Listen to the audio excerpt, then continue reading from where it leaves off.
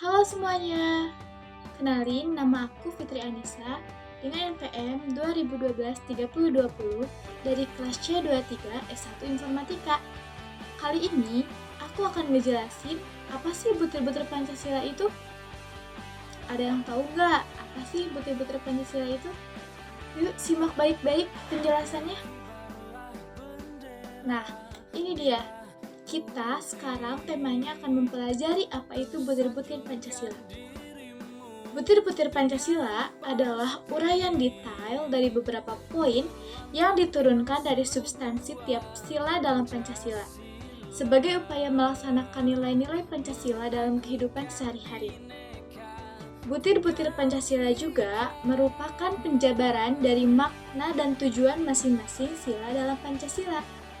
Nah, pengamalan Pancasila telah diberi tuntunan berupa 45 butir Pancasila yang bisa dijadikan pijakan.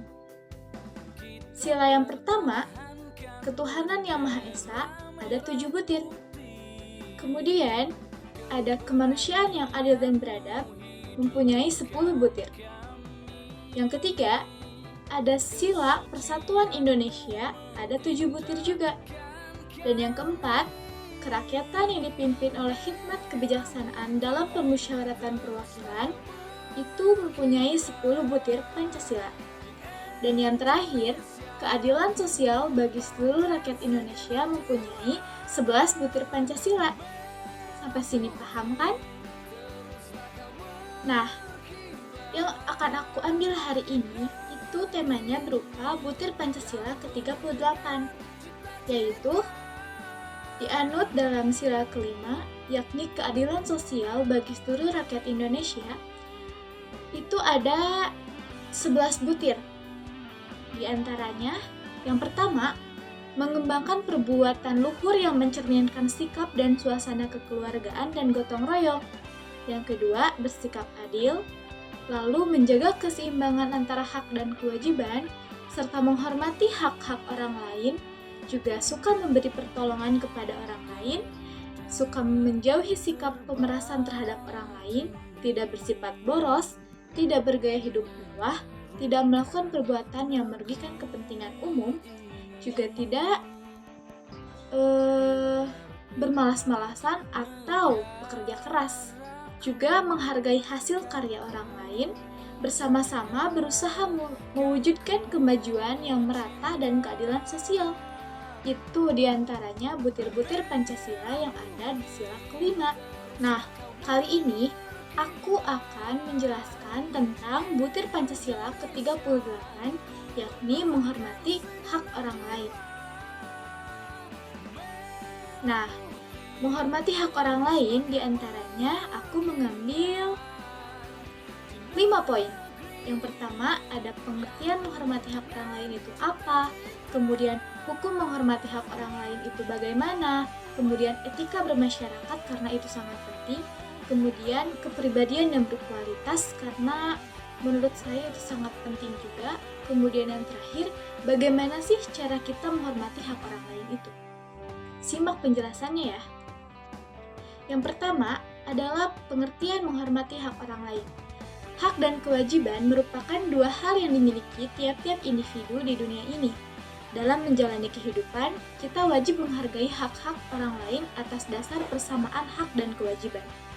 Dipaparkan dalam buku Pendidikan Pancasila dan Kewarganegaraan atau PPKN yang disusun oleh Ani Sri Rahayu 2017 ayat 122 bahwa tertulis dalam buku tersebut bahwasannya hak adalah kuasa untuk menerima atau melakukan sesuatu yang mestinya kita terima atau bisa dikatakan sebagai hal yang selalu kita lakukan dan orang lain tidak boleh merampasnya, entah paksa atau tidak.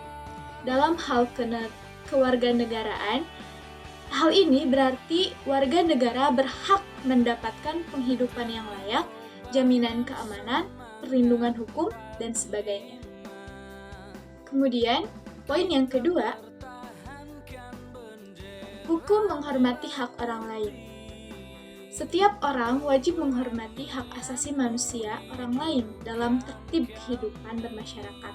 berbangsa dan bernegara. Pasal 28 ayat 1 dalam Undang-Undang Dasar 1945. Sedangkan alasan hak perlu dihargai dan dihormati karena berkaitan dengan keadilan dan kesejahteraan hidup manusia. Jadi, saat teman-teman tidak bisa menghargai hak orang lain, maka akan muncul ketimpangan atau ketidakadilan dalam masyarakat. Menghargai hak-hak asasi manusia setiap individu tanpa memandang perbedaan ras, agama, gender, dan lain-lain adalah sikap yang mencerminkan kesetaraan dan keadilan. Paham kan? Kemudian, poin yang ketiga itu adalah bagaimana sih sikap yang mencerminkan butir Pancasila ke-38 ini? Ada yang tahu tidak? Kalau nggak tahu, yuk simak baik-baik. Salah satunya atau beberapa contoh yang saya ambil dari beberapa sumber, cara untuk kita menghormati dan menghargai hak orang lain itu bagaimana sih? Yang pertama, tidak menyela teman saat sedang menyampaikan argumen. Yang kedua, menghormati sesama teman yang mempunyai hak yang sama untuk berpendapat. Yang ketiga, tidak membuli orang yang lemah, lalu selalu bersikap santun dan sopan agar orang lain merasa dihargai. Kemudian, mendengarkan dulu argumen orang lain, kemudian kita dapat berargumen.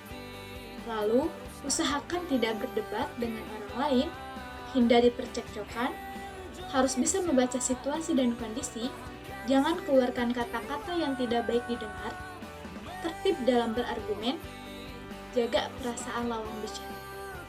Kira-kira seperti itulah cara kita menghargai atau menghormati hak orang lain. Nah, untuk poin yang terakhir atau 2 poin yang terakhir, di sini ada etika bermasyarakat dan pribadi yang berkualitas. Etika bermasyarakat itu seperti apa sih? Di sini saya punya 6 top survei atau 6 jawaban dari beberapa sumber yang saya dapat.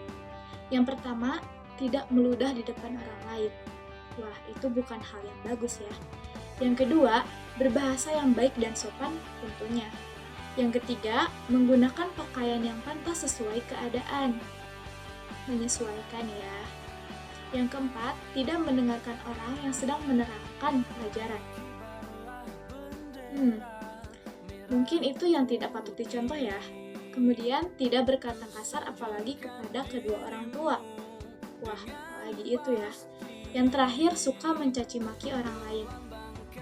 Itu juga kebiasaan yang sangat buruk. Lalu yang terakhir, ada pribadi yang berkualitas. 5 top survei atau 5 jawaban dari beberapa sumber yang saya dapat. Yang pertama, Anda memiliki skill atau passion. Nah, skill itu memang sangat diperlukan apalagi dalam dunia kerja. Perkuliahan ataupun hal lainnya itu sangat dibutuhkan. Karena skill dan kemampuan seseorang itu berbeda-beda. Mungkin kemampuan bisa sama, tapi skill itu pasti beda-beda. Kemudian, konsisten pada mimpi Anda dan rela keluar dari comfort zone untuk menggapainya. Pernah dengar gak sih peribahasa gapai cita-cita setinggi langit? Itu emang bener, kita harus punya cita-cita setinggi langit walaupun kita nggak tahu rencana ke depannya itu bakal kayak gimana, tapi setidaknya kita itu mau berusaha. Lalu, tidak mudah terbawa oleh perkataan negatif yang dilontarkan orang lain. Intinya jangan baperan. Terus, bertanggung jawab dan cenderung melakukan yang terbaik tanpa harus membutuhkan orang lain. Kita tuh bisa sebenarnya tanpa bantuan orang lain. Ya, meskipun manusia itu adalah makhluk sosial, tapi kita harus punya juga yang namanya kemandirian, karena mungkin kita dari sejak kecil juga kita sudah diajarkan apa itu arti mandiri. Kita bisa kok. Lalu yang terakhir, memiliki lingkup sosial yang baik dan Anda peduli terhadap teman-teman Anda. Intinya kita harus care, kita harus peduli sama teman dan lingkungan kita. Jangan cuek ya, jangan kita tuh kayak hidup di dunia ini tuh sendiri gitu, karena mungkin kita juga nanti akan perlu bantuan orang lain. Tidak selamanya kita kuat, tidak selamanya kita selalu bisa mandiri gitu. Baik, Mungkin itu saja yang bisa saya sampaikan dan bisa saya jelaskan. Mohon maaf bila ada kesalahan dalam penyampaian materi. Mohon maaf bila ada kesalahan juga dalam cara penyampaian saya. Terima kasih atas semua perhatiannya. Terima kasih teman-teman. Assalamualaikum warahmatullahi wabarakatuh.